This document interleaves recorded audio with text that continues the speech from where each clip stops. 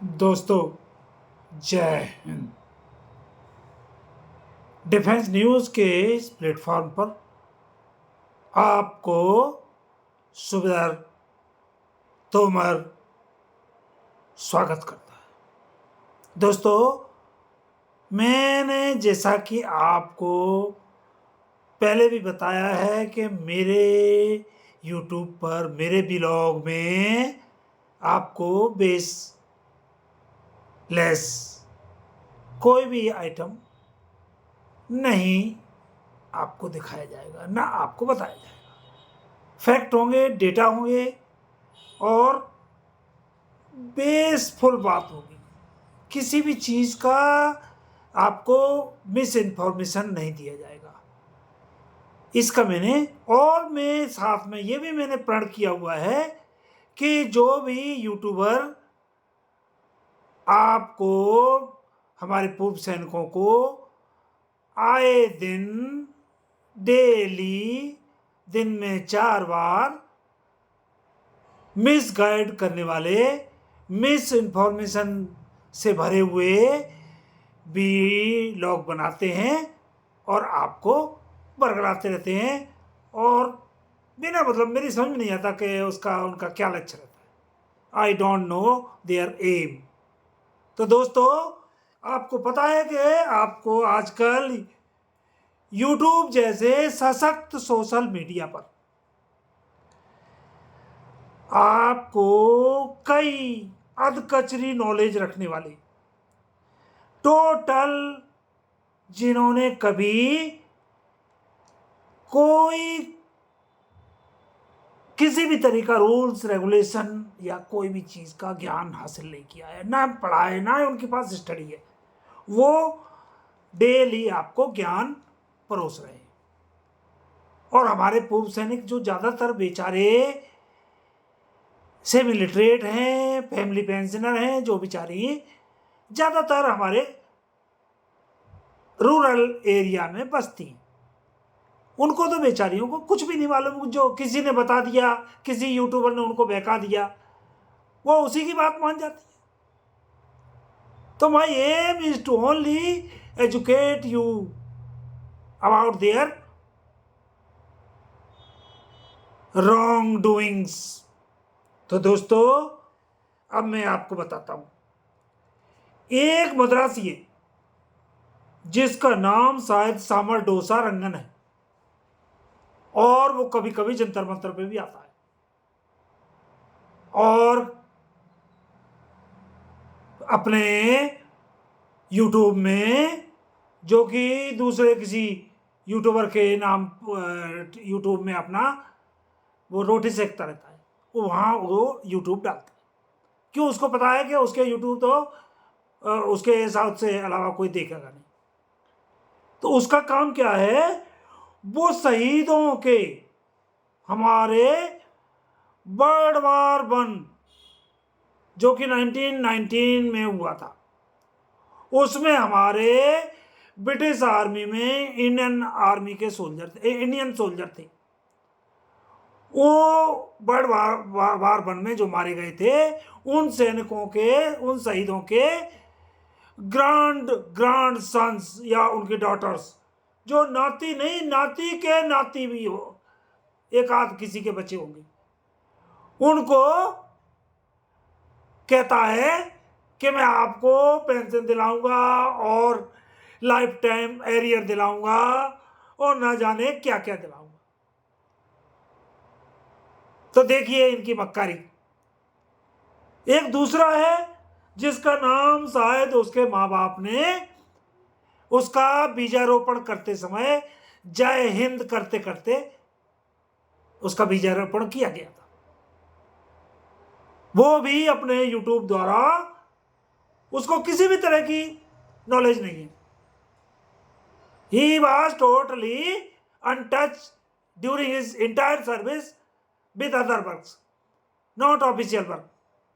लेकिन वो भी आजकल बड़े ही यूट्यूब, दिन में 3 यूट्यूब ब्लॉग डालता है और हमेशा हमारे भूतपूर्व सैनिकों को बरगलाता रहता है, बेसलेस खबरें कहता बताता रहता है।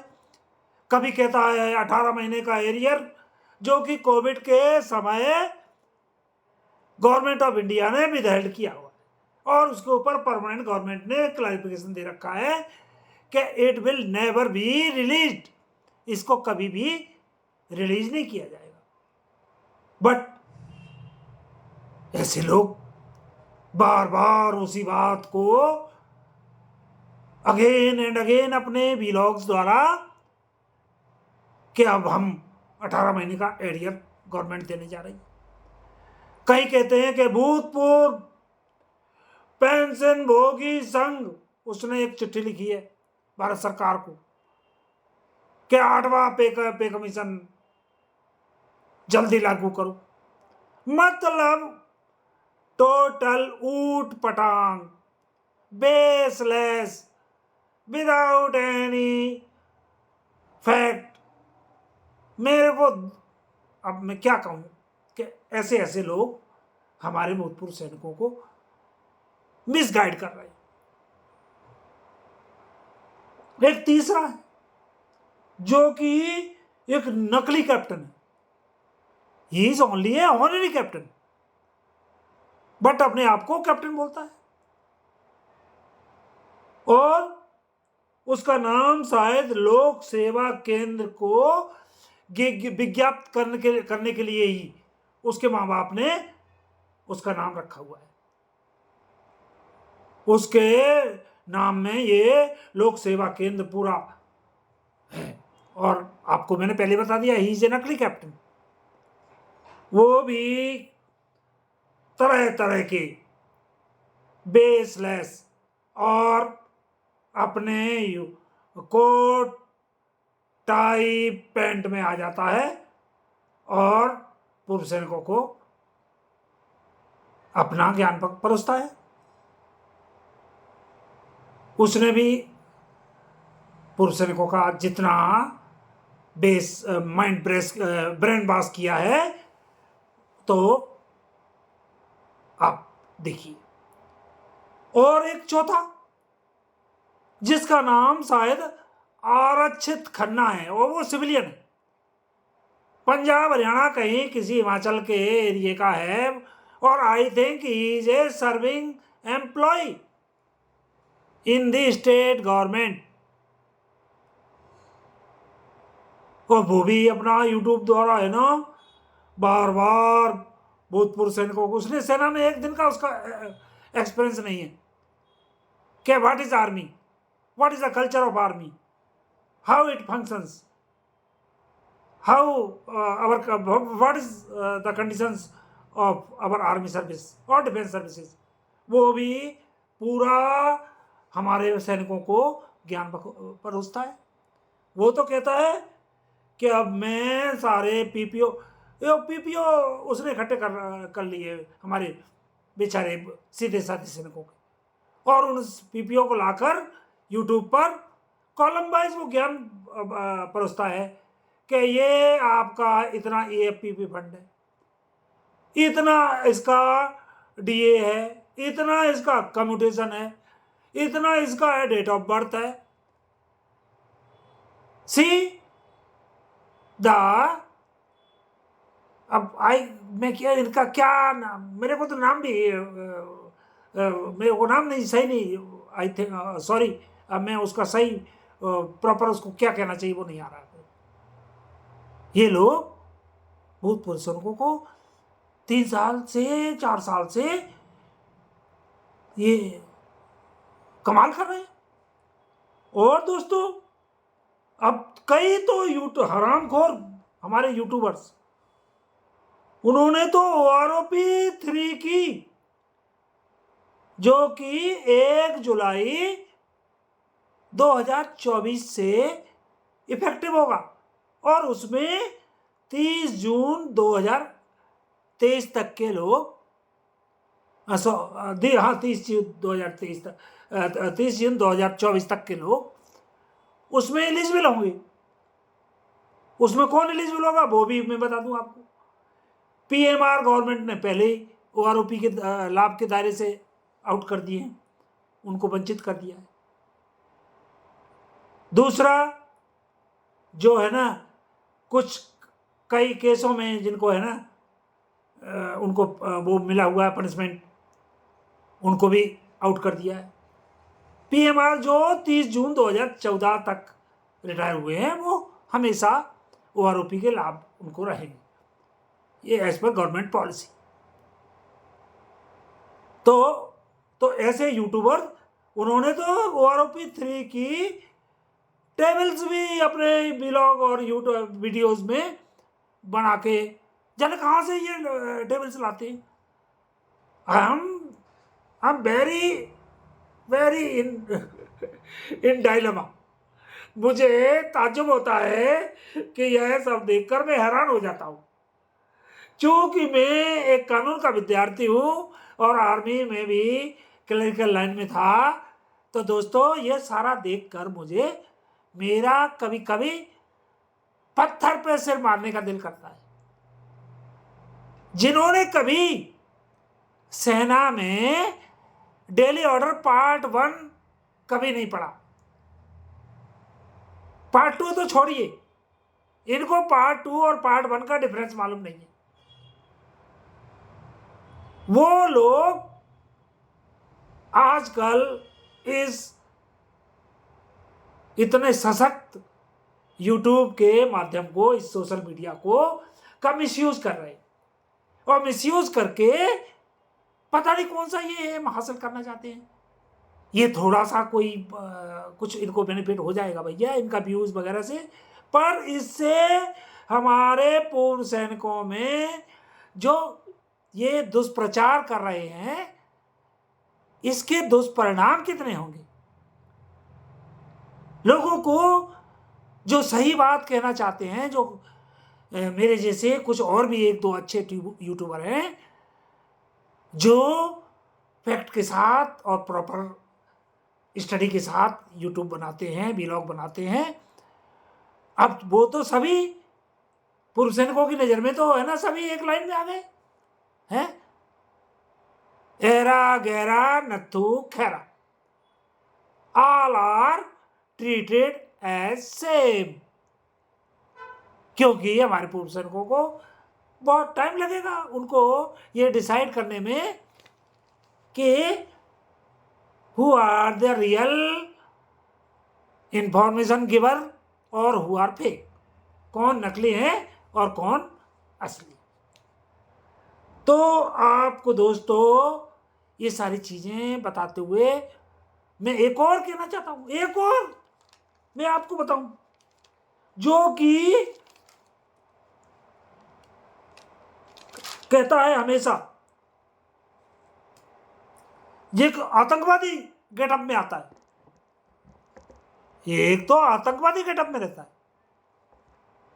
जो कि कभी वो अपने आप को बाबा भीमराव का, अंबेडकर का नाती कहता है, जिसने पूर्व सैनिकों को हर दायरे को, पूर्व सैनिकों के हर दायरे को तोड़ दिया है।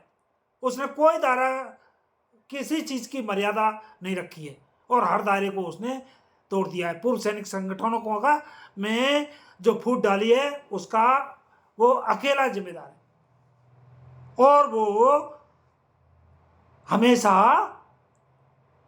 डींगे मारता है। क्या कहता है कि जंतर मंतर पर या कभी अपनी फॉर्च्यूनर कार में, जो कि उसने भूतपूर्व सैनिकों को उनसे चंदा ले लेकर उनको चूना जो लगाया उससे उसने अपना बैंक बैलेंस भर लिया है। वो हमेशा डींगे कहता है, मारता है, और जिसने सारे दायरे तोड़े वो कहता है मैं रेल रोकूंगा, रेल का चक्का जाम करूंगा। जैसे संविधान का दायरा नहीं हुआ दोस्तों, जैसे संविधान का दायरा नहीं हुआ, जैसे इसके बाजरे का खेत का दायरा हो गया, और उसमें ये जैसे कहता है कि मैं उसमें नाचूंगा।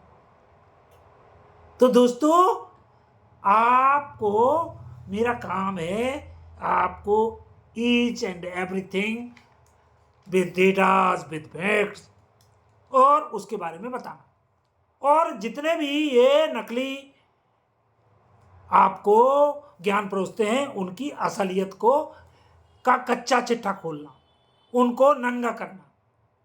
तो दोस्तों, एक बार जैसे है ना, नेताजी सुभाष चंद्र बोस ने कहा था,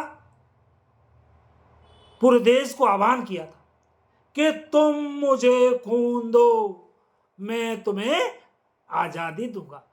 ये आजादी से पहले की बात है, 1947 से पहले की।